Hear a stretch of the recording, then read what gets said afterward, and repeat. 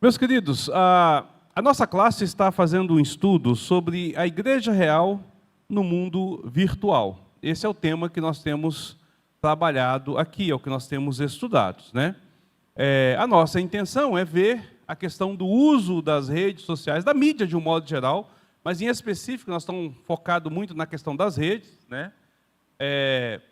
E pensar nisso a título teológico. Qual é a implicação disso dentro do nosso contexto? Nós não estamos aqui para discutir a questão neurológica, a questão da percepção a nível de medicina, né? Mas a nível da nossa vida espiritual, a nível da nossa realidade enquanto cristãos. Esse é o objetivo nosso de fazer essa conversa. E aí nós já tivemos 3 estudos, esse é o 4º estudo. E o que nós vimos até aqui? Eu só vou lembrar os temas, eu não vou abordar os temas, porque eles estão todos salvos na nossa playlist ali no canal no YouTube da igreja. Então você pode rever depois, caso você queira relembrar, ou se você não viu, você pode assistir o estudo que estão lá salvos, estão salvos lá. Na verdade, lá tem 5, vai ser 5 estudos, porque quem deu foi o Dr. Helder, e aí ele veio para a parte prática do uso das redes, né? Mas da parte teológica nós estamos entrando, então, no 4º estudo. O que nós aprendemos até aqui? Bom, primeiro nós aprendemos que a tecnologia faz parte do mandato cultural. Então Deus ordenou que a tecnologia existisse. Aprendemos que a tecnologia não pode ser contida ou ignorada, ela é permanente, faz parte da vida nossa diária. Não tem como você querer deixar isso de lado. Aprendemos também que a tecnologia foi afetada pela queda de Adão. A dificuldade de uso da tecnologia está associada a essa questão da queda. O pecado afeta todo mundo em que nós vivemos, tá certo? Nós também aprendemos, a partir então dessa visão sobre a tecnologia, que há 3 grandes perigos no uso da tecnologia. E aí a tecnologia de um modo geral, não apenas a rede social, mas a tecnologia de um modo geral. O primeiro perigo que nós temos é o chamado reducionismo materialista. O que é isso? É reduzir a realidade humana à matéria, né? A simplesmente existência sobre essa terra.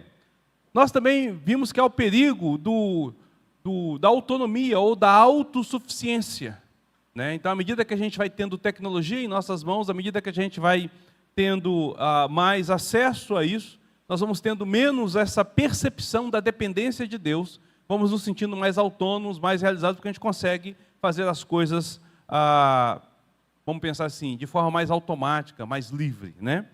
E nós falamos também que há o perigo da idolatria do eu, do ego, né? A tecnologia nos leva a ter essa ideia de que nós estamos no controle, que nós criamos, que nós fazemos, isso sobe ao nosso ego, e isso é um problema sério, porque isso se torna um ídolo para as nossas vidas, tá certo? Isso resume as 2 últimas aulas que tivemos.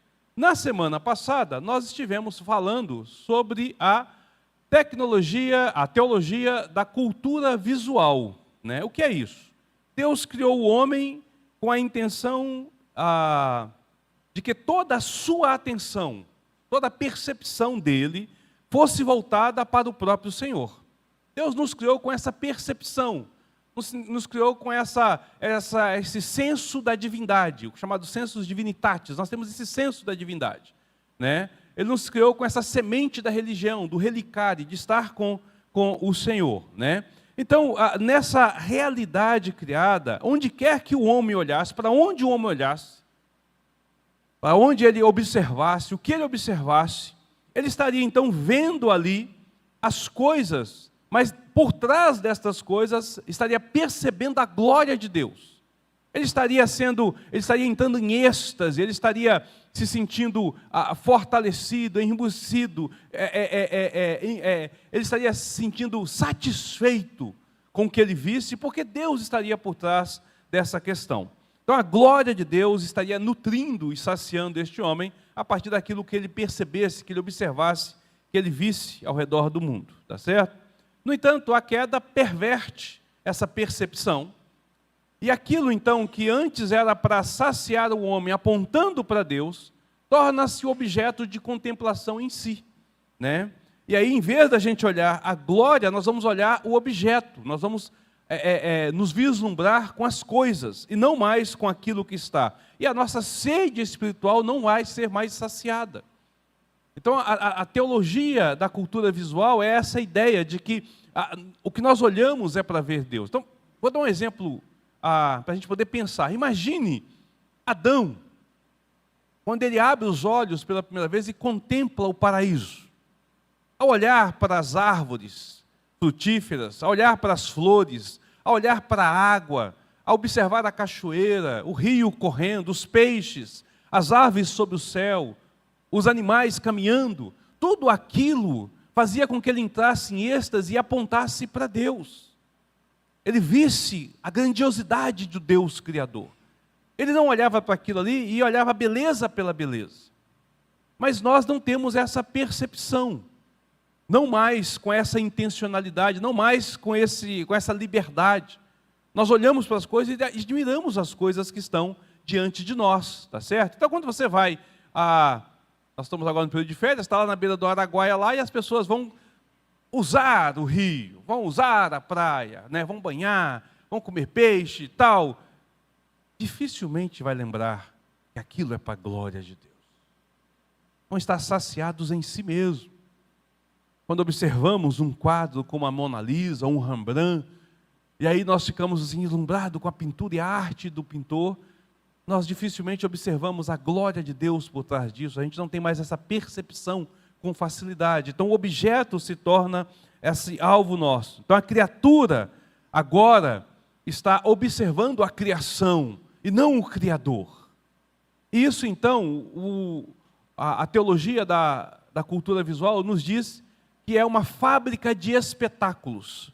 O que é um espetáculo? É algo que enche os olhos, que foi feito para atrair a nossa atenção. E o mundo se torna essa fábrica de espetáculos, né? Então agora o homem busca incessantemente algo que ele possa levar ao êxtase, que possa capturar a sua alma, né? Fazer com que ele concentre toda a sua atenção naquilo. E ele olha ao redor, ele olha para o mundo nessa busca desses espetáculos. E a mídia, ela tem esse papel sobre as nossas vidas. Ela tem esse propósito, desempenha esse papel fundamental de capturar a nossa atenção para nos levar ao vislumbre das coisas. Então nós olhamos e buscamos saciar o nosso desejo por Deus, a nossa sede pelas coisas espirituais, através dessas coisas comuns. E é claro, não vamos ser saciados. É impossível, porque o que vai nos saciar é exatamente o Senhor. Dá só um tempinho aqui. Esther, lá na salinha tem aula lá, pode ir lá, tá? Tadinha, ela está procurando aí onde é que está. Então, o homem vai estar com essa constante busca e essa necessidade dessa sede espiritual. O bichinho aqui está dando erro, peraí. Só o bichinho.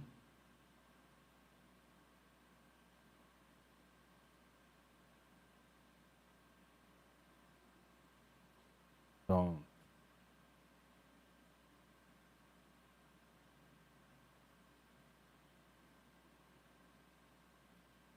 o que deu com você, rapaz?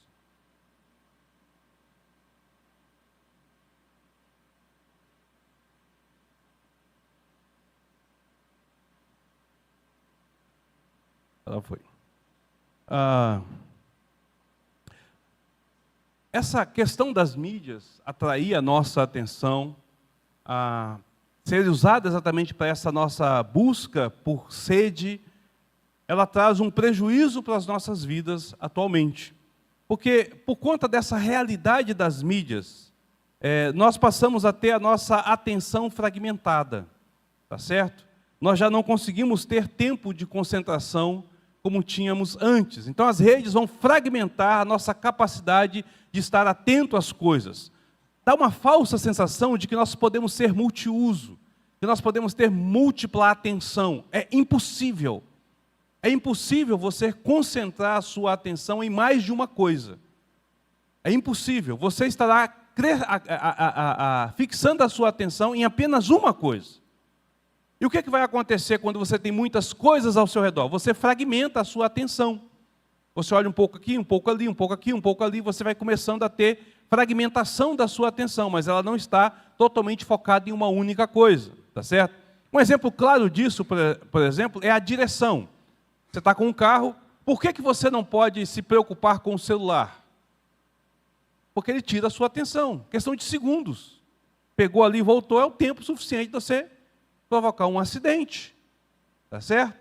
Atendeu uma chamada, mexeu no rádio, ou seja, sua atenção está na direção, no volante. Aquilo tira a sua percepção. A gente faz isso naturalmente. Todo mundo que dirige, quando o telefone toca, nem que seja passa o dedo para desligar, ele faz isso. Isso quando não atende. Nós dirigimos ouvindo música, aí nós não queremos, vamos lá e damos um toquezinho para mudar. Preste atenção, quando você faz isso, você tirou a sua atenção da direção. Não, eu estou percebendo, não está. Você fragmentou por alguns instantes, por alguns segundos, tirou o foco, foi uma coisa e foi para outra. É isso que acontece, tá certo? Então, nós aprendemos que a atenção é a capacidade de selecionar entre as coisas aquilo em que nós vamos focar a nossa atenção. Então, nós selecionamos em tudo que está, nós selecionamos algo que vai ser o objeto da nossa atenção, né? Mas as mídias, elas buscam a nossa atenção com muitas coisas, com muita informação. E aí nós vamos querer dizer o quê? Nós não vamos conseguir escolher uma das coisas, nós ficamos então fragmentando isso, buscando cada vez mais situações, né? Buscando ver isso através da percepção fragmentada. E isso então nos traz um problema, aí entra o assunto que nós falamos na semana passada sobre a questão teológica, tá certo? Isso nos traz um grande problema, porque agora nós temos que combater algo que passa a fazer parte da nossa realidade. Nós estamos habituados às coisas superficiais. Ninguém mais tem essa dedicação por coisas mais profundas. A nossa atenção agora está muito rasa. Eu fiz um teste hoje, só para a gente ter uma noção do que é que tem chamado, ou o que a rede faz com a gente. Eu retornei para o Instagram, né? Fui vencido, voltei para o Instagram, não queria ter Instagram, voltei. Não gosto de usar o Instagram. Confesso que eu não gosto, não tenho paciência. Ficar olhando foto, vídeo, não tenho paciência para isso. Mas eu voltei para o Instagram, até para fazer contato, comunicação, e para aquilo que a gente tem falado, de usar como rede para poder evangelizar, né? Eu posto 2 coisas o dia inteiro. De manhã cedo, um videozinho com um bom dia e um versículo, e por volta de meio-dia, um outro videozinho apresentando um povo não alcançado para orar. Só isso, não posto mais nada. A minha rede é ínfima, só tem 190 pessoas que eu sigo. Não sigo mais do que isso. Aí hoje de manhã eu estava lendo o estudo, eu falei, vou fazer um teste aqui. Aqueles status, videozinho de status, eu tenho 190 pessoas no meu vídeo, no meu coisa. Falei, quanto tempo eu demoro só para poder clicar passando? Não é para assistir não. Sabe o tempo em que você abre um e clica, só para passar isso aqui? Quanto tempo eu gasto se eu for ver tudo que está no meu status, sem olhar, só clicando? Eu tenho 192 seguidores. 6 minutos foi o tempo que eu gastei para passar 24 horas de publicação com 196. Nem todo mundo publicou. Só aqueles que gostam de publicar mesmo. A maioria que eu tenho são igrejas ou pastores, alguns poucos irmãos. 6 minutos. Eu fiquei ali, só assim, ó. Se você perguntar o que estava lá, eu não sei, eu não vi. Eu só estava clicando. Se eu parasse para prestar atenção, então, quanto tempo eu demoraria? 2 minutos, 1 minuto para cada videozinho, 30 segundos, 40 segundos, tal. Quanto tempo eu demoraria só no status, sem navegar pela página? Mas a gente faz isso. Vai lá, clica, aí dá um curte, vê, tal e tal e tal. Então, perceba, a gente vai... E isso fragmenta o nosso tempo. Nós vamos falar um pouquinho mais sobre isso depois, sobre essa questão de tempo nas redes, né, visando essa questão. Mas o que acontece? Nós passamos a não ter mais esse foco, essa atenção por muito tempo. Nós não conseguimos mais ter a atenção por muito tempo. E eu fico preocupado com isso. Porque a ciência diz que, a ciência atual tem dito que Uma mensagem ideal, ela demora 20 minutos. É o tempo de captura da mente hoje. Mas o que é que me preocupa? Na época da Reforma Protestante, a média de pregação de um pastor era 2 horas.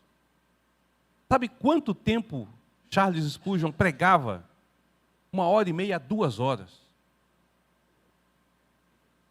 Sabe quanto tempo durava um culto puritano? Durava em torno de 6 horas. Sabe quanto tempo demorava a oração de um irmão orando por intercessão? 45 minutos a 1 hora. Está registrado lá. Você pegar lá a igreja da Escócia, pegar a igreja da Inglaterra, pegar a igreja de Genebra, pegar lá os anuários da igreja lá e você vai verificar que o pessoal ficava horas orando, horas ouvindo. Eles tinham uma facilidade de foco muito maior do que nós temos hoje, porque havia muito menos informação disponível. Então ele aprendeu a focar com mais facilidade, né? Hoje a gente não consegue mais focar. Então nós estamos fragmentando. O que isso tem provocado em nós? Aí nós aprendemos na semana passada a superficialidade teológica. Ninguém mais tem tempo de ficar olhando, estudando e observando termos, né? Ler a Bíblia. Nós estamos buscando cada vez mais traduções mais facilitadas, com palavras mais simples. Tem gente que nem mais lê a Bíblia, ouve a Bíblia. Não, agora eu estou ouvindo, eu boto lá o áudio e ouço a Bíblia porque eu ganho tempo com isso. Quando eu estou dirigindo, eu ouço a Bíblia. Lembra, se você não consegue prestar atenção em algumas coisas, você não está ouvindo a Bíblia. Tem um sussurro no seu ouvido, mas você não está prestando atenção naquilo que está acontecendo. Então, essa questão da teologia, né? A superficialidade da oração. Eu queria ver se a gente tem isso. Você tem, eu sei que você tem. A gente tem esse negócio. A gente vem para o culto, domingo à noite, aí tem aquele irmão que ora um pouquinho mais. Aí o litúrgico fala assim: eu queria convidar o irmão fulano de tal para fazer a oração de louvor. Aí você fala: ele vai demorar uns 3 minutos orando. Vai dar um friozinho na espinha, porque ele vai orar muito, né? Aí o litúrgico, Carlos Américo é mestre nisso, né? Eu gosto de textos curtos. Eu geralmente faço liturgia com 1 versículo 2. Carlos Américo às vezes faz com 15 versículos, né? Aí quando tem o Carlos Américo na liturgia aqui, que ele vai, vamos ler aqui o Salmo tal, versículo de 1 a 10, você fala: vai demorar muito. Por quê? Porque nós estamos acostumados a essa questão de rapidez. Entendeu? A gente não está mais com esse foco todo. Então a oração fica superficial. Com isso também a adoração fica superficial. Eu fico impressionado de ver igrejas presbiterianas que se gabam de ter um culto em 1 hora. Não, o culto da minha igreja dura 1 hora. O pastor prega 20 minutos e dá todo o recado. Não dá, irmãos. Não dá. Ele fica num pontinho só, bem raso. Não dá. Não dá. 20 minutos não dá para poder dar uma mensagem substancial e profunda. Estou te falando. O normal de uma mensagem expositiva, mínimo, seria 45 minutos. Isso é testado e aprovado. Senta para ouvir uma pregação do Augusto Nicodemos, uma pregação do Hernandes Dias Lopes, quando ele pega um texto longo para fazer. 1 hora, 1h10, 1h15, 1h40, para poder expor o texto ali. Senta para você ouvir, que você vai ver que tem essa questão, né? Quando a gente faz, por exemplo, um seminário, um simpósio, por exemplo, vai falar, às vezes tem 5, 6 estudos, um após o outro, para falar de um tema, para fazer, porque precisa desse tempo, e é 1 hora de mensagem. Então a gente tem esse problema, tá certo? Isso foi o que a gente viu na semana passada. Nós vimos que nós temos essas dificuldades, precisamos de mudar isso. E o que nós vamos ver hoje? Nós vamos tentar encontrar algumas respostas de como nós podemos melhorar isso na nossa vida, tá certo? Nós vamos melhorar essa questão. Mas antes de eu passar para o próximo módulo, eu pergunto, tem alguém aí com algum comentário, crítica, alguma pergunta a fazer? Está tranquilo até aqui? Tenho medo desse silêncio. Mas eu queria que você não perdesse de foco uma coisa. Isso vai ser importante para aquilo que nós vamos estar falando aqui, tá certo? Você é responsável por escolher no que fixar a sua mente.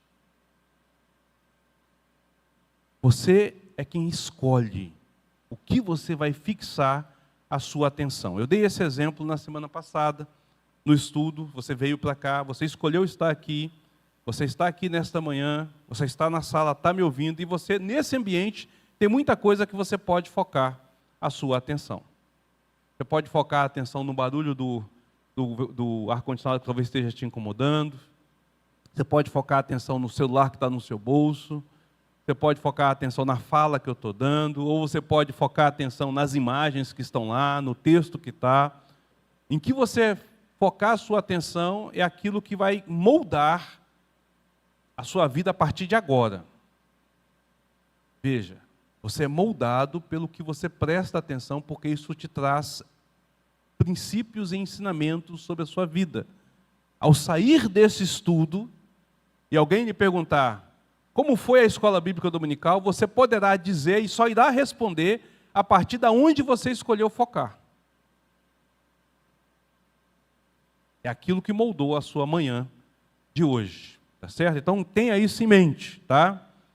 Mas nós não devemos nos esquecer que nós somos pecadores.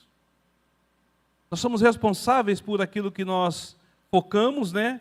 Somos responsáveis pelas nossas escolhas, mas nós somos pecadores. Duas realidades que moldam a nossa percepção do mundo. São duas coisas que vão moldar a nossa visão, a nossa maneira de ser.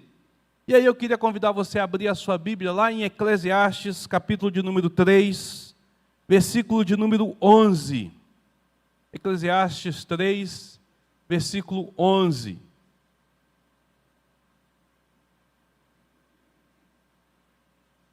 E eu vou pedir o Giovanni para ler. Cadê a Bíblia, Giovanni?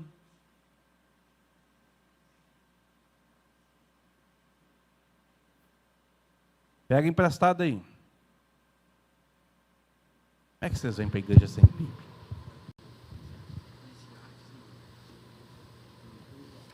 Eclesiastes 3, 11.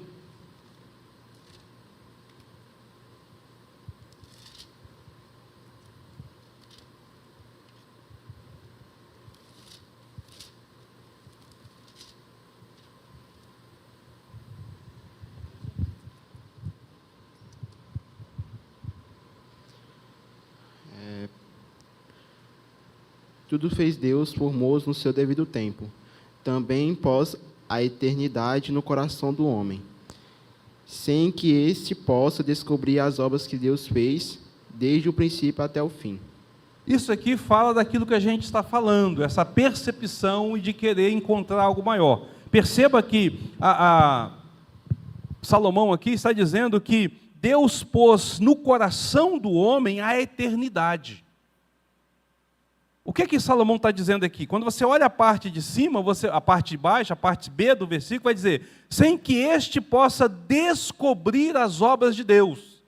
Essa curiosidade, essa disposição em procurar. Lembra que Salomão escreve esse livro tratando da vaidade, tá certo? O que é vaidade? A palavra vaidade, ou vã, significa inútil. Coisa que não é palpável, que não tem substância, que não tem algo que se possa de fato agarrar. Essa é a ideia de inútil. Mas a gente tem uma percepção de que algo inútil é algo neutro. Não, algo inútil é algo negativo. Porque se você foca a sua atenção em algo inútil, se você se prende em coisas inúteis, você não está trazendo nenhum proveito para isso. Então você está perdendo tempo, está perdendo a atenção, está perdendo a oportunidade de aprendizado, está perdendo a oportunidade de viver. Então é algo negativo, é algo ruim. Tá? Então a ideia do inútil aqui não é só que é algo assim, não, é algo ruim. Não é só assim, não tem importância, não, é algo ruim. Você não deve focar nisso. E aí Salomão diz que no nosso coração, no nosso ser, o homem tem um espaço enorme, imensurável, e tem fome por conhecimento, por busca. Ele tem esse desejo, tá certo? Então nós vamos buscar por que Deus colocou isso? Para buscar a glória dele. Para nós contemplarmos a glória dele. Para vislumbrar, mas o pecado nos tira essa questão. A sede continua, mas nós não mais focamos na glória de Deus, focamos nas coisas. É isso que começa a querer encher, e nós vamos entupindo de coisas inúteis as nossas vidas, né? Coisas vãs que não vão glorificar o Senhor. Anseios pecaminosos passam então a ser despertados em nossas vidas por conta dessas coisas inúteis. A lascívia passa a fazer parte da nossa realidade, toma conta das nossas faculdades mentais. Entende o que eu estou colocando, queridos? Esse desejo, essa necessidade de preencher esse vazio, do tamanho da eternidade, que deveria de ser preenchido com Deus, começa a ser entulhado com coisas inúteis, que vai provocar em nós essa visão pecaminosa, esse desejo pecaminoso, a lascívia que vai enchendo em nossos corações. Provérbios 27, versículo 20. Agora eu vou pedir o André para ler. Provérbios 27, 20.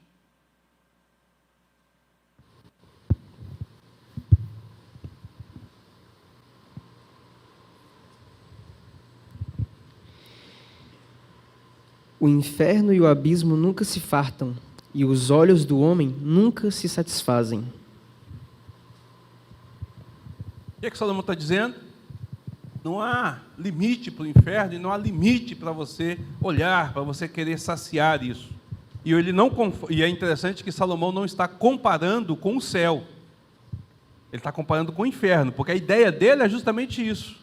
Assim como você vai nessas coisas pecaminosas e te leva para isso, o seu olhar te conduz para essas coisas pecaminosas. É o que mais enche os seus olhos, é o que mais chama a sua atenção. É isso que ele está colocando. Então, queridos, a raiz do perigo não é o brilho do mundo. Preste atenção. O nosso problema não é o brilho do mundo. O nosso problema não é o Instagram. O nosso problema não é o Facebook. O nosso problema não é o YouTube. Não é a Netflix. Esse não é o nosso problema. Tá certo? O nosso problema é o pecado que está dentro de nós. Este é o nosso problema. Olhos insaciáveis, que percorrem a terra em busca de alguma empolgação. Que percorre a terra tentando encontrar um novo espetáculo. Seja ele um espetáculo de horrores, seja um pecado de maravilhas, um espetáculo, mas nós ficamos ávidos por espetáculos, porque os nossos olhos querem. Não é o que está lá, é o que está aqui. O que tem movido esse desejo e essa busca, o que tem levado os nossos olhos a percorrer o mundo. Então a pergunta é como nós lidamos com essa realidade. Se somos moldados e nós escolhemos, somos responsáveis pelo que nos faz, que nós prestamos atenção, e a nossa tendência é prestar atenção naquilo que é pecaminoso, é a nossa tendência, por conta do pecado que está em nós, como é que nós lidamos com isso? A gente já viu que desligar as mídias não vai resolver. Não vai resolver. Houve uma época na história da igreja em que alguns religiosos acharam que a maneira que ele tinha de viver livre das tentações do mundo seria construir monastérios e se isolar lá. Pior coisa que eles fizeram. Os piores horrores aconteceram dentro dos monastérios. Porque o problema não é o que não estava, o que ficou do lado de fora, é o que estava do lado de dentro. Este é o problema. Este é o problema. Aliás, Jesus já fala sobre isso, né? Jesus diz que o que contamina o homem não é o que entra, mas é o que sai. Os desígnios do coração. Essa que é a ideia, essa percepção que ele tem sobre nossas vidas. Nós então devemos de voltar os nossos olhos para a palavra do Senhor e tentar encontrar a solução de como lidar com isso. E aí, nada melhor do que ouvir o que os salmistas passaram em relação a essa questão e qual é a percepção que eles têm a respeito dessa busca, desse encher dos olhos. Salmo de número 101, versículos de número 1 a 4. Salmo 101, versículo de 1 a 4.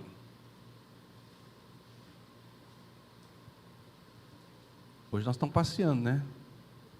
Eclesiastes, Provérbios, Salmos, passeando com a Bíblia. Diz assim um texto: cantarei a bondade e a justiça, a ti, Senhor, cantarei. Atentarei sabiamente ao caminho da perfeição. Quando virás ter comigo, portas adentro em minha casa, terei coração sincero. Não porei coisa injusta diante dos meus olhos. Aborreço o proceder dos que se desviam. Nada disso se me pegará. Longe de mim o coração perverso. Não quero conhecer o mal. Neste texto, nós vamos perceber que há uma resolução por parte do salmista. Ele toma uma resolução e ele diz o que ele precisa diante dessa resolução. A resolução dele é louvar e agradar a Deus, é viver na presença do Senhor, é ter uma vida piedosa, uma vida santa, né? E o que nós podemos aprender? A primeira coisa que nós vamos precisar de aprender é que é preciso uma busca por Deus. Olha só como é que ele começa: cantarei a bondade e a justiça do Senhor, a ti, Senhor, cantarei. Como que você pode cantar a bondade e a justiça de Deus sem buscar Deus, sem conhecer Deus, sem saber quem Ele é? O quão bom Ele é, o quão justo Ele é. Então a primeira coisa que o salmista faz é buscar a Deus, para que ele possa ter a condição de expressar através da arte da poesia, através da arte da melodia, o seu sentimento. O seu sentimento.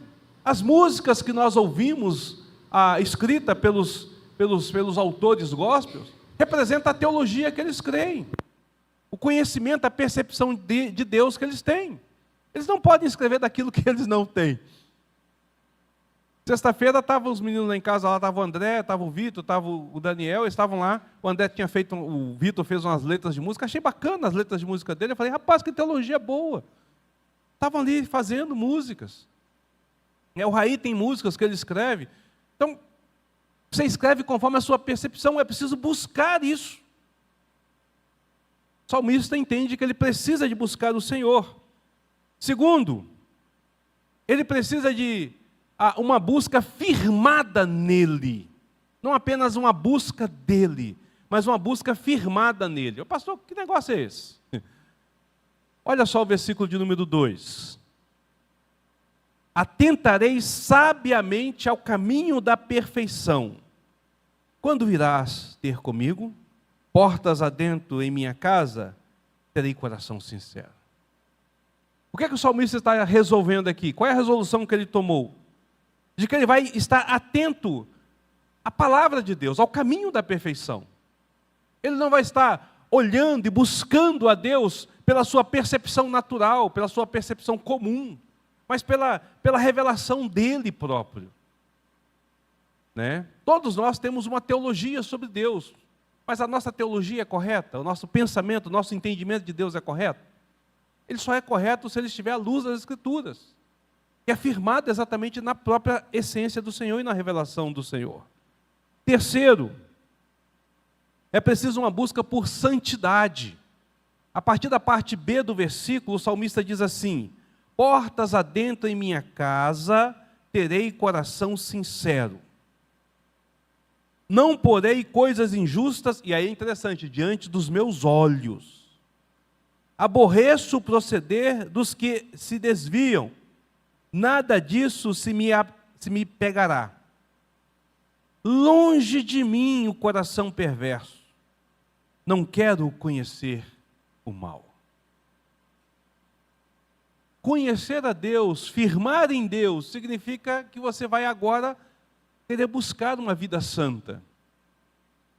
Portas adentro, no meu íntimo, lá na minha casa, no meu secreto.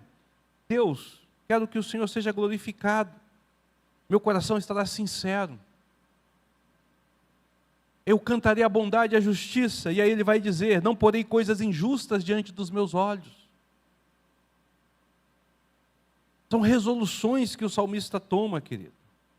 na nossa luta contra o pecado, na nossa busca por uma vida santa, uma vida que agrade a Deus e vença essa busca, essa sede pelos espetáculos, colocando a nossa direção naquilo que é correto.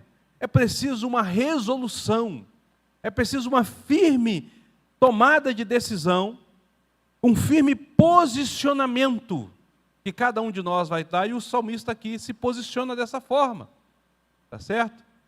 É preciso declarar: eu vou buscar a Deus em primeiro lugar, como prioridade sobre a minha vida.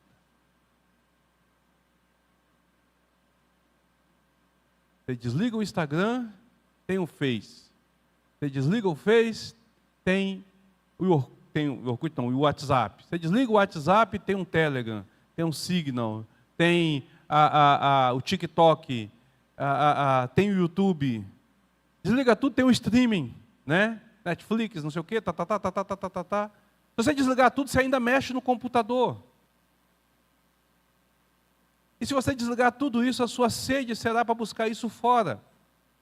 Você terá que encher os seus olhos com outras coisas. Não vai resolver. Você tem que ter uma resolução de buscar Deus em primeiro lugar. Você deve escolher buscar a Deus. É uma decisão. Em que eu vou focar a minha atenção? Em Deus. Nas coisas dEle. Na realidade dEle. É isso que eu tenho que focar a minha atenção. Dioturnamente. Para que eu possa glorificar o Senhor. Pergunta, comentário, crítica.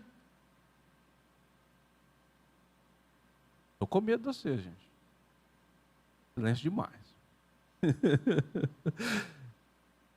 Essa resolução, então, ela precisa de ser relembrada, cantada, lida, afirmada sobre as nossas vidas constantemente. Não basta simplesmente dizer: eu vou buscar o Senhor. É preciso que isso seja afirmado e reafirmado em nossas vidas. O Daniel ali.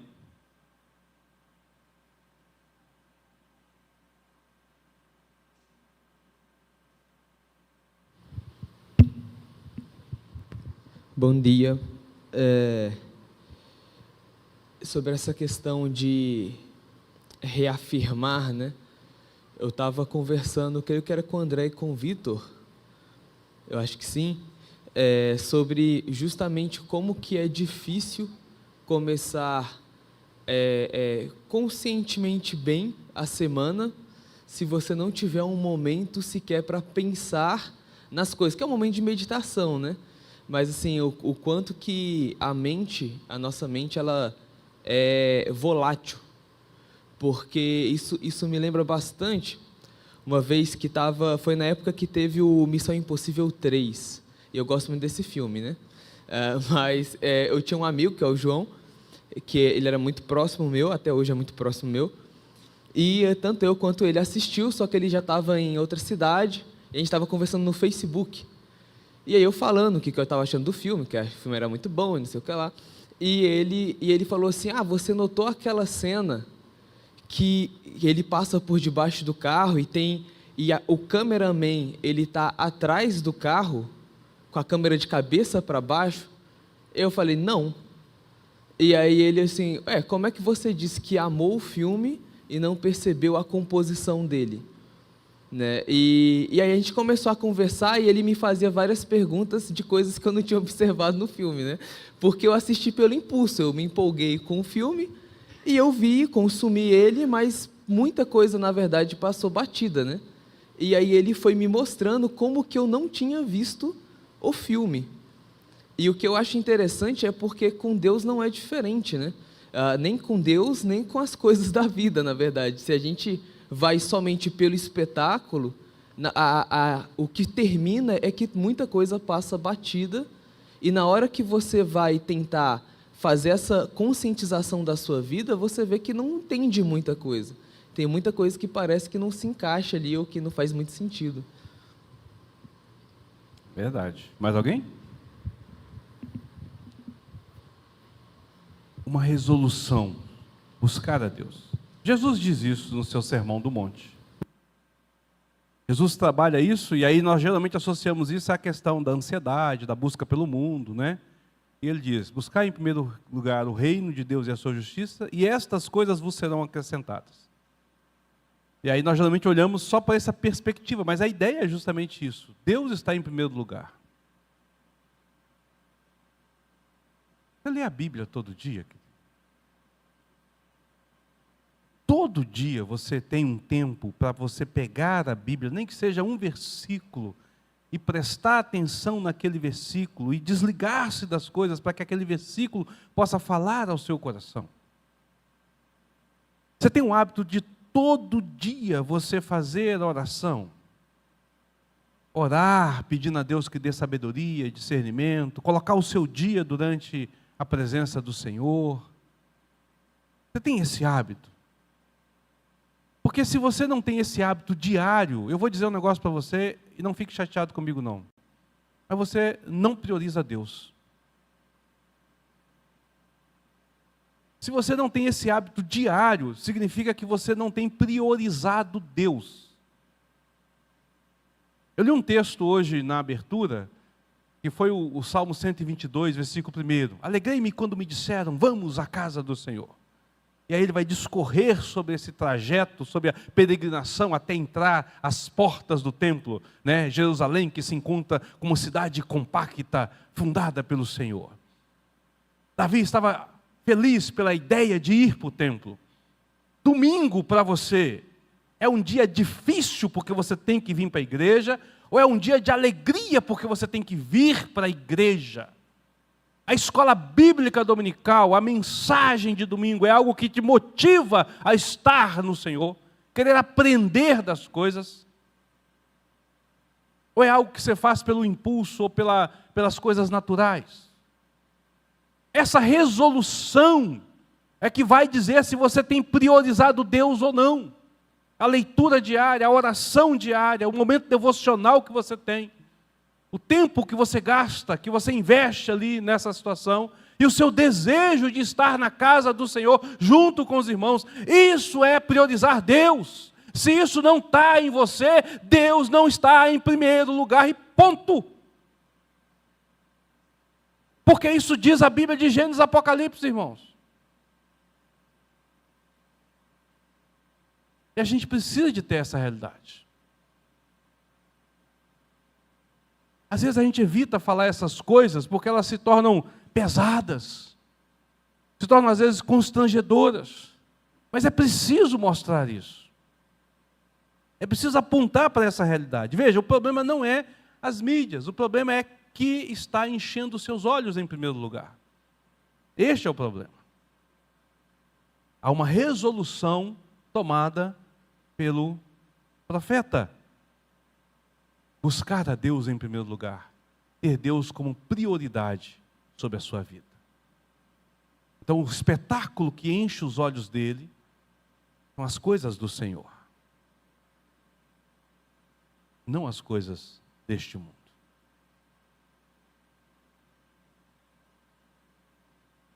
Busque meios de manter os seus olhos focados, sua mente capturada, voltada para Deus através da sua palavra. Busque esses meios. Busque esses meios. Mas talvez você esteja pensando aí, pastor, não é fácil não. É complicado. O senhor disse no início que nós somos pecadores. E oh, coisa terrível esse pecado que habita em nós. Paulo diz isso, né? Desventurado homem que sou, quem me livrará do corpo desta morte? As coisas que eu quero fazer eu não faço, e as que eu não quero eu vivo fazendo. Oh, coisa terrível. Então, nosso primeiro passo é ter essa resolução. É escolher fazer isso, mas isso não é suficiente. Olha só que coisa interessante. Porque por nós mesmos, pela nossa força, pela nossa disposição, isso não vai acontecer, irmãos. Se você for querer ter uma resolução particular e uma intenção particular, e a força para resolver isso, você não vai conseguir. O pecado vai vencer você. Você vai sucumbir diante do pecado. 1 João 2,16.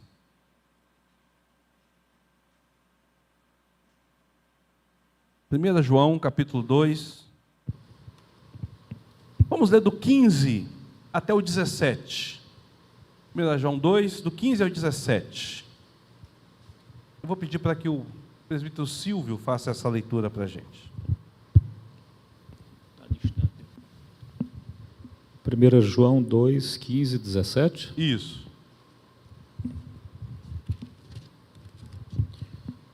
Não ameis o mundo, nem as coisas que há no mundo. Se alguém amar o mundo, o amor do Pai não está nele. Porque tudo que há no mundo, a concupiscência da carne, a concupiscência dos olhos e a soberba da vida, não procede do Pai, mas procede do mundo. Ora, o mundo passa, bem como a sua concupiscência. Aquele, porém, que faz a vontade de Deus, permanece eternamente.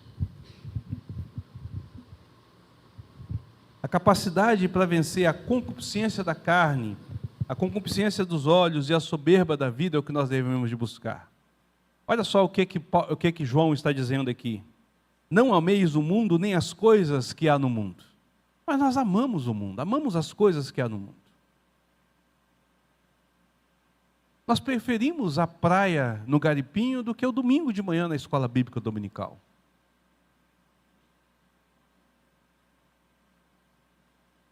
Amamos o mundo. Mas nosso amor não pode estar no mundo. Veja, eu não estou dizendo que a gente não pode fazer, eu estou dando um exemplo claro da realidade nossa, do nosso coração. O que nós devemos fazer então? Salmo 119, 33 a 40.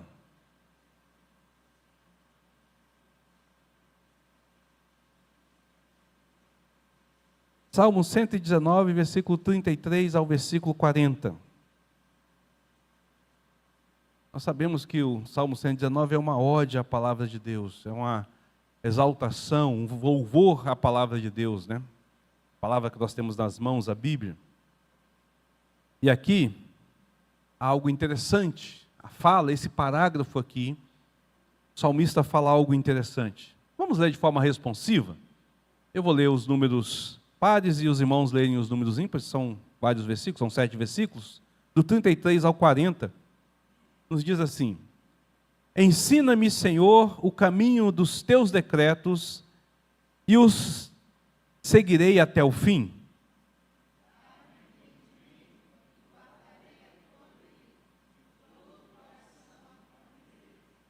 Guia-me pela vereda dos teus mandamentos, pois nela me comprazo.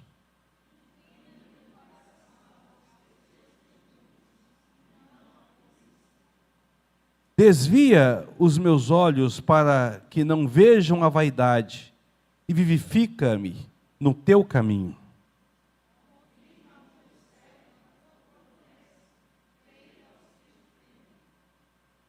Afasta de mim o opróbrio que temo, porque os teus juízos são bons.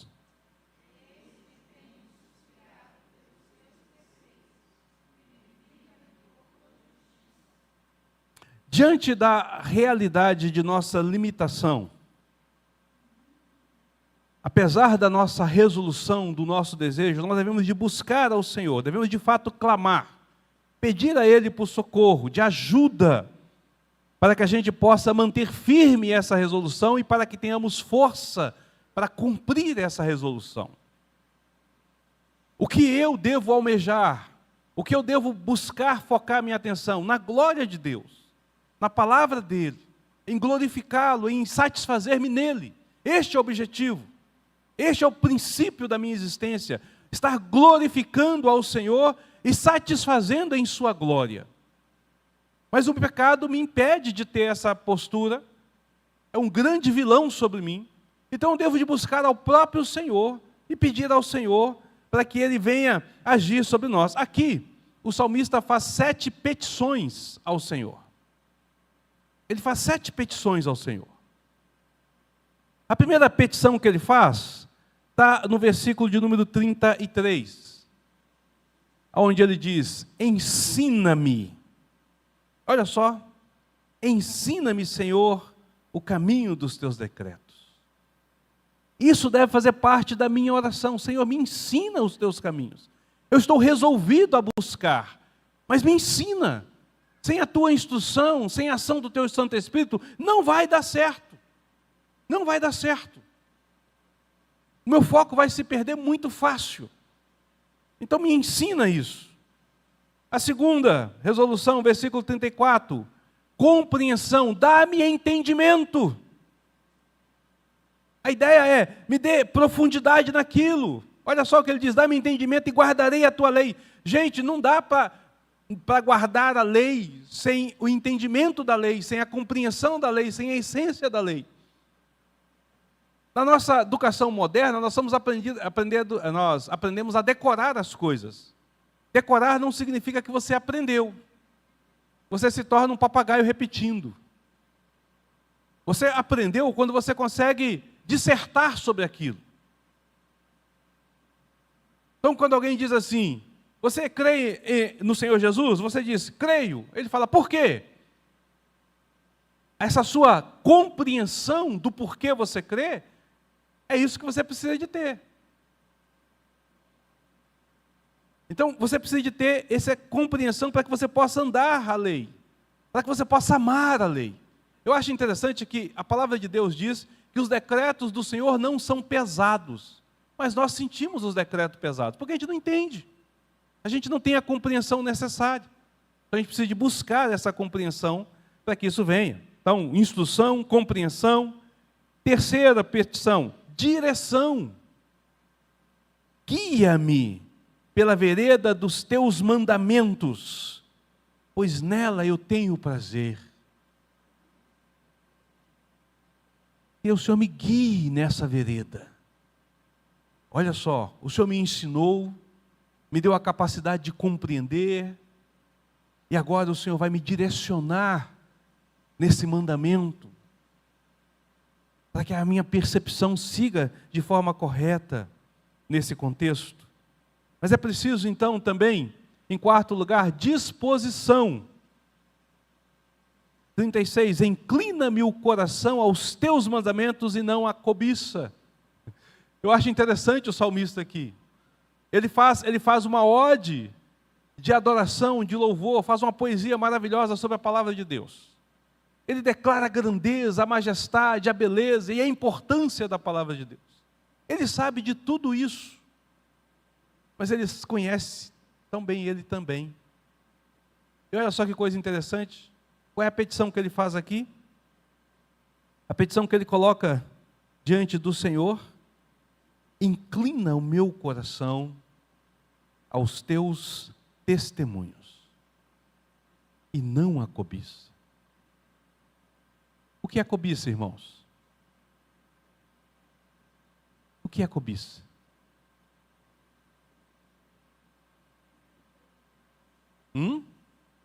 Quero ouvir. Alguém tem uma resposta aí?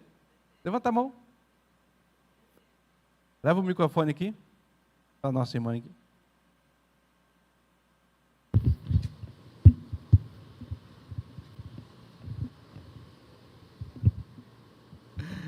Desejo. Desejo. Alguém mais? Desejo impróprio. O Silvio está ali também, levantou a mão.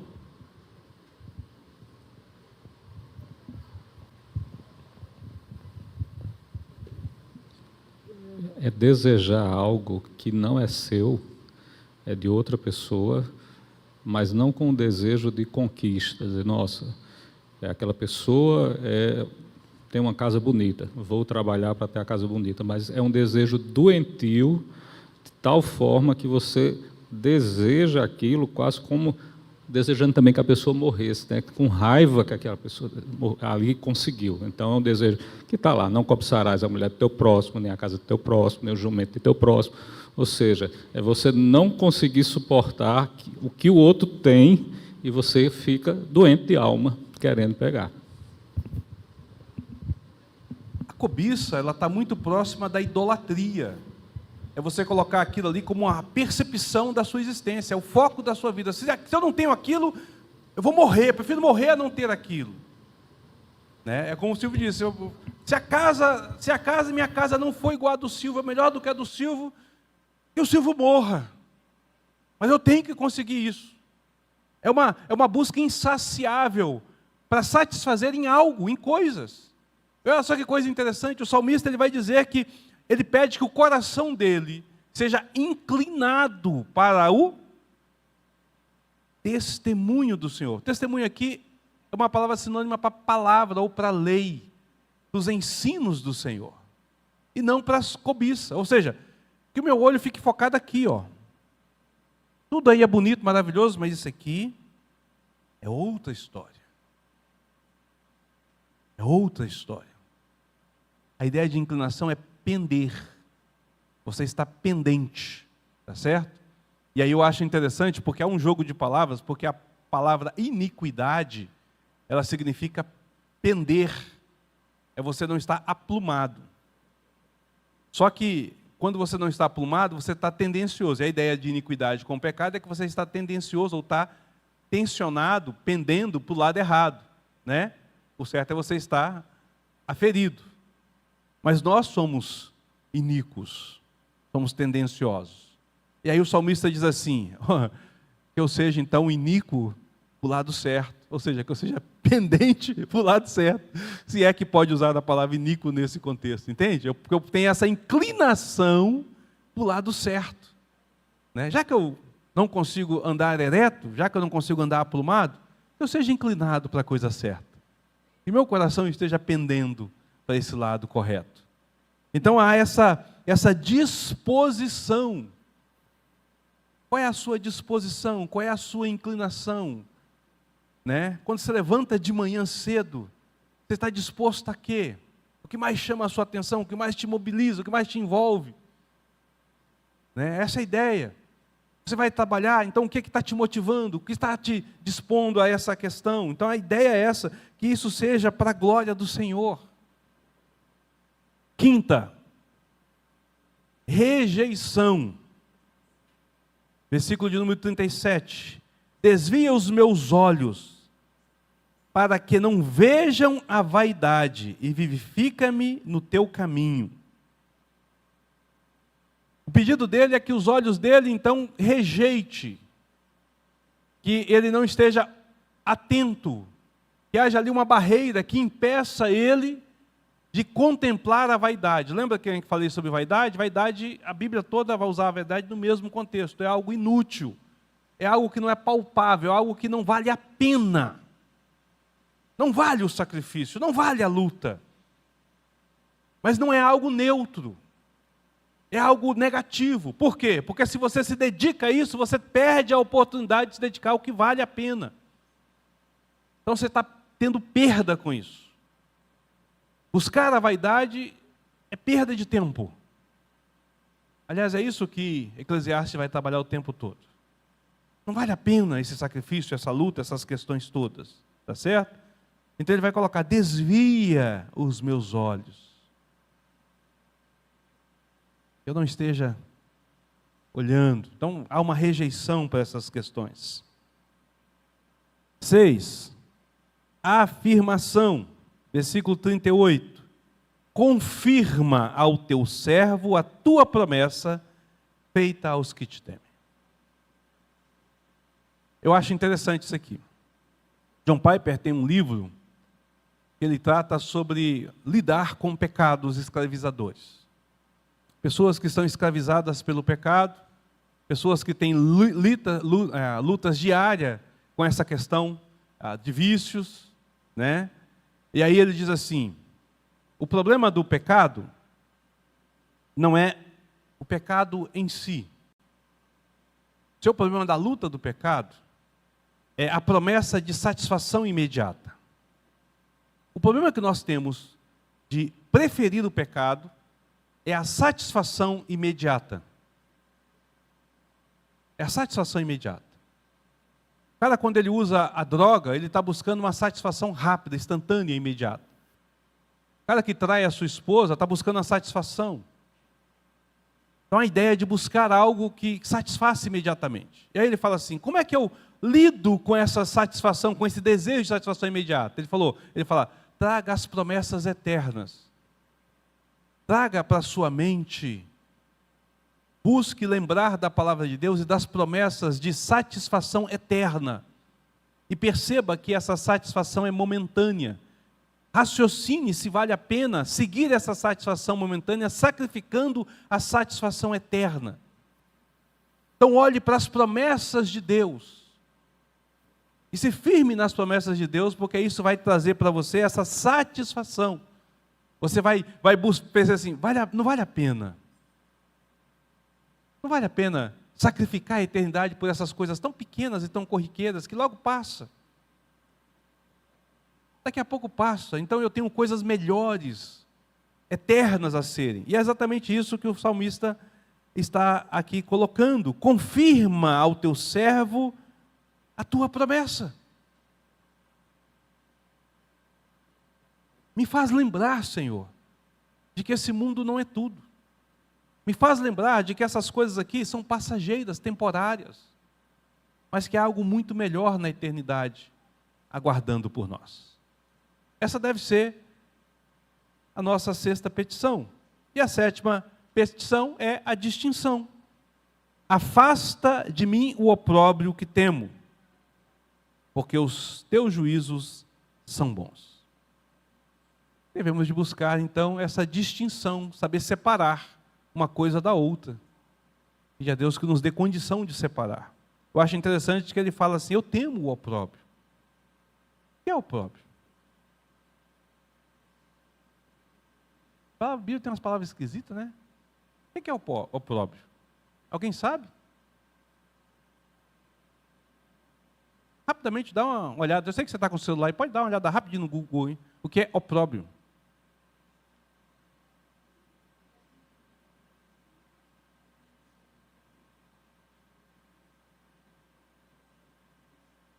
Quem achou?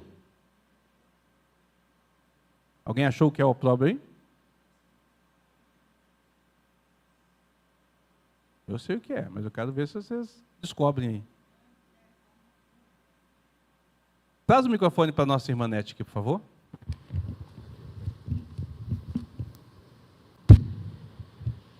Aqui, ó, lá do Ailton.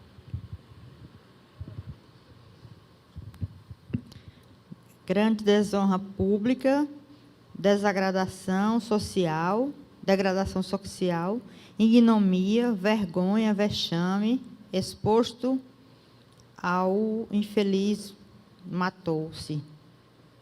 Aí tem outra opção, né? Caráter daquilo que humilha, degrada, estado ou condição que revela alto grau de baixeza, torpeza, objeção e degradação. A ideia dele é o seguinte, que eu não passe vergonha, que eu não seja envergonhado, humilhado perante a sociedade. Eu acho interessante que o que o salmista teme, todos nós tememos, ser envergonhado em público, tá certo?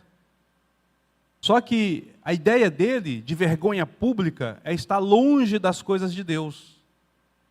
A ideia de vergonha pública não é você ser reconhecido na sociedade, ou ter o reconhecimento da sociedade, mas é você ter o reconhecimento de que você segue as coisas de Deus. E aí tem um negócio interessante nisso. E olha só o que ele diz.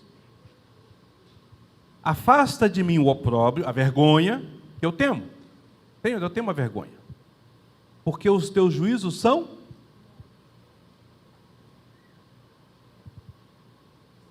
Se tem uma coisa que o crente vai passar, é vergonha por conta do Evangelho.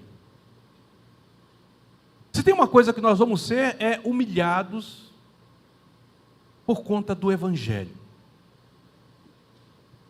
Mas isso eu não posso temer, porque os juízos de Deus são bons.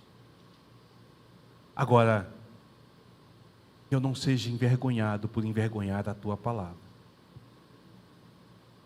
Eu não seja envergonhado por optar pelas coisas que não são do Senhor. E nós podemos trazer isso para a nossa vida de forma prática. Você diz para as pessoas, testemunha para as pessoas que você é crente. Não, eu sou crente, sou servo do Senhor, tal. frequenta, convida as pessoas para vir na igreja presbiteriana. De repente, aquela pessoa com quem está conversando viu você num ato pecaminoso, viu você numa falha e diz assim: você é crente desse jeito? Aí você se sente envergonhado, cabisbaixo, humilhado. E por conta disso, muita gente não tem coragem de dizer que é crente. Em determinados locais, ele prefere ser um agente secreto. Tem uma história muito interessante falando sobre isso, que aconteceu em Minas, no sul de Minas. No interiorzinho de Minas Gerais, no sul de Minas, uma cidadezinha pequena do sul de Minas. Tinha um agente bancário, ele havia se convertido na igreja. E Minas, os irmãos sabem, é uma cidade, é um estado com muita idolatria. O catolicismo é muito forte, principalmente nas cidades pequenas. Tem muita idolatria. E aí esse jovem novo convertido ali, que era um bancário, ele passou a sua classe de catecúmeno, se tornou membro da igreja, né? E houve uma transferência para uma cidade extremamente idólatra e universitária. Tem as duas piores coisas que poderia ter no meio de uma sociedade para jovem.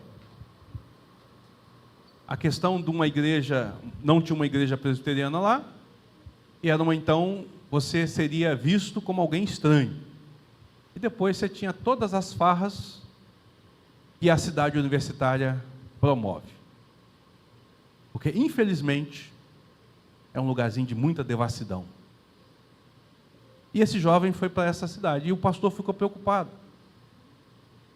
E aí ele falou: não, pastor, eu vou lá, eu tenho que cumprir esse período, mas eu vou tentar uma transferência para retornar aqui para a cidade, né? E a igreja ficou em oração para esse jovem, para que ele pudesse ir. Para que ele não se disse constrangido, fosse humilhado, essas coisas todas. 1 ano e meio depois ele volta, consegue a transferência e volta. Todo feliz na igreja, animado e tal.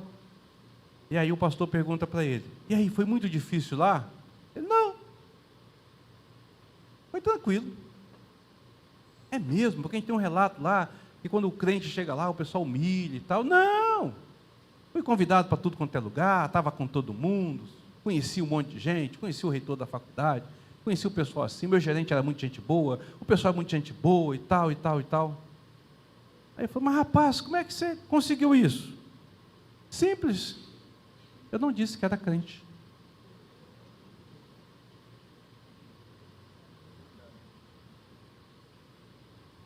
Então eu estava lá igual todo mundo. E aí ele diz assim: só tem um problema, pastor. Eu falei: qual que é? Eu vou ser papai. E agora eu tenho que resolver o meu problema de casamento e tudo mais, tal e tal e tal. Aí você sabe que não foi só não falar que não era crente, mas foi não se comportar como um crente.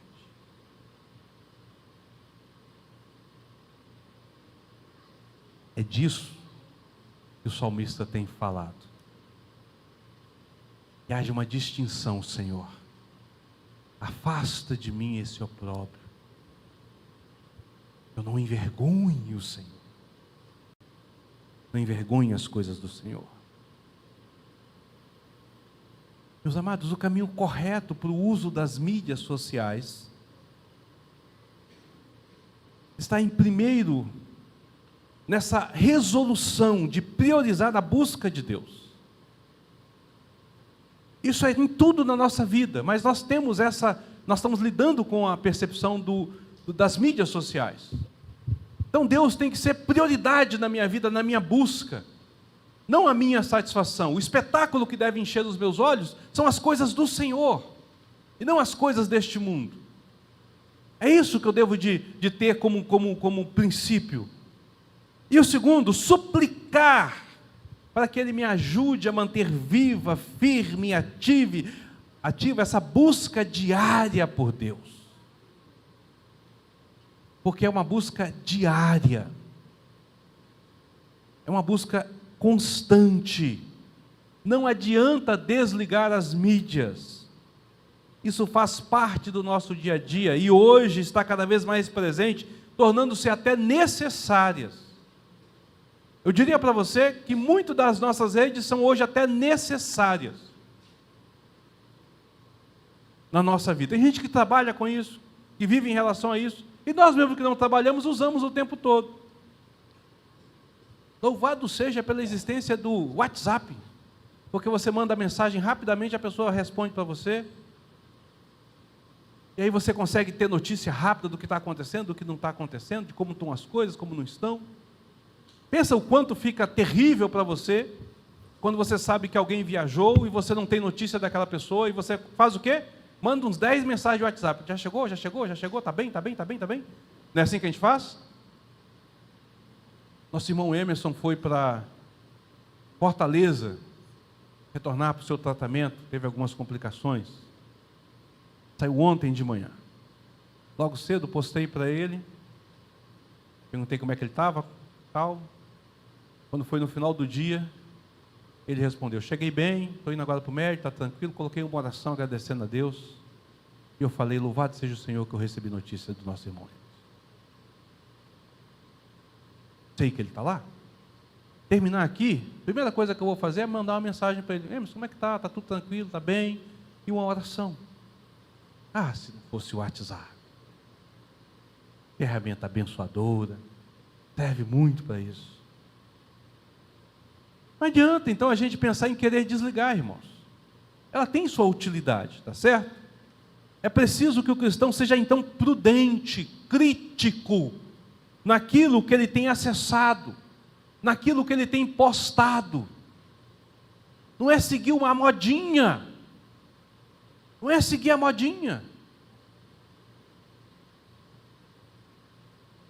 Não é querer se aparecer. Não é querer ostentar. É preciso a gente entender o motivo de usar e usar com sabedoria. E uma boa forma de avaliar o nosso uso das redes sociais é, todas as vezes que nós formos fazer as redes sociais, fazer duas perguntas. A primeira pergunta é: o que eu ganho com isso? Há um ganho nesse acesso? E qual é o ganho? Parar para prestar atenção nesse vídeo, curtir essa foto, observar esse detalhe, qual o ganho que eu tenho nisso? Vale a pena? É um bom investimento da minha vida, porque você está investindo.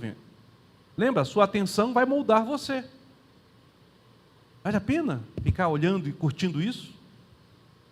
Você está ganhando coisas produtivas ou destrutivas sobre a sua vida? Porque há sempre um ganho. Há sempre um ganho.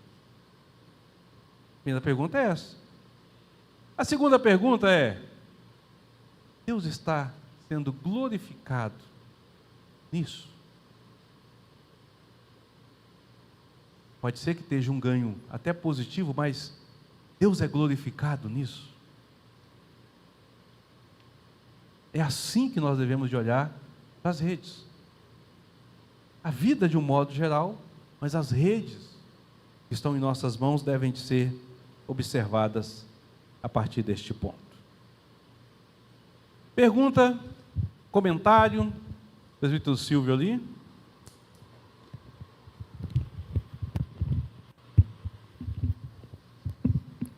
Pastor, juntando lá o 1 João, que é aquilo que nós lemos, com o que lemos agora em Salmos, me parece que temos que ter uma consciência de que, mesmo salvos, estamos naquela questão de perseverança dos santos, né? Habita em nós o pecado, habita em nós a tendência para o ruim, para fazer o ruim, né?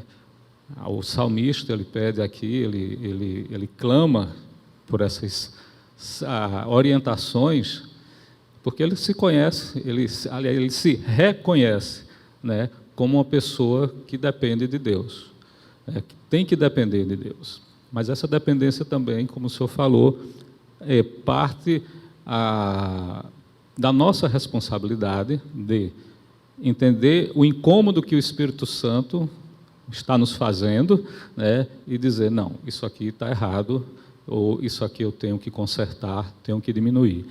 Tenho que aumentar meu tempo de oração, aumentar o meu tempo de palavra. E uma coisa que é interessante, que eu sei que já foi falado, Por que é que a rede social nos prende tanto? Porque o algoritmo dela é feito para descobrir o que nós gostamos. Então, se eu dou uma curtida lá, numa publicação de um carro que foi tunado, que foi modificado, coisa e tal, a partir dali a rede entende, ele gosta disso. Então, vai apresentar o que eu gosto e não o que eu não gosto. O que eu não gosto eu não vou ver, mas o que eu gosto, ela vai ficar cada vez mais fazendo isso. Então, é uma rede inteligente, é uma rede que é capaz de nos conhecer. E a gente tem que ser capaz também de reconhecer a nossa dependência do Espírito Santo nesse sentido. Usar as redes sociais para evangelismo, eu não acho que é um desafio a partir do momento que você começa. Pode ser um desafio começar, mas a partir do momento que você começa, e aí vem também a questão de você clicar, os mais conhecidos, em publicações de Augusto Nicodemos, do Hernandes, e você repostar, do Ronaldo Lidório, que tem excelentes meditações no dia a dia, que você pode repostar nas redes, e você começa a alcançar. E quando você clica nessas postagens, o algoritmo entende que você gosta delas, então elas aparecem com mais frequência, né? É um exercício. Então, eu acho que os dois textos, eles se casam muito bem, né? O reconhecimento do salmista da necessidade de Deus e o texto de 1 João, que fala que para não amar as coisas do mundo ali. Amém. Verdade. Mais alguém? Não? Bom, se não tem mais ninguém, 10h30 nós vamos estar... Rapaz, eu estou terminando em cima, ó. Zilma, maravilha. Nós vamos terminar aqui, então, essa nossa aula, né? Esse momento nosso aqui. Semana que vem a gente retorna, ainda tem mais o que falar sobre as redes, nós ainda não encerramos essa parte teológica, mas eu queria que você tivesse isso e levasse essas duas perguntas aí para seu uso, né? O que eu ganho acessando isso? E Deus está sendo glorificado com isso que eu estou acessando? Para que você comece a filtrar e a perceber essa realidade sobre a sua vida. Lembrando, você é responsável por aquilo que você decide prestar atenção. O foco é seu. Você é responsável por isso. Você responderá pelas escolhas que você faz e a sua vida será moldada a partir daquilo que você escolhe focar a sua atenção. Tá certo? Então é importante a gente lembrar dessas questões.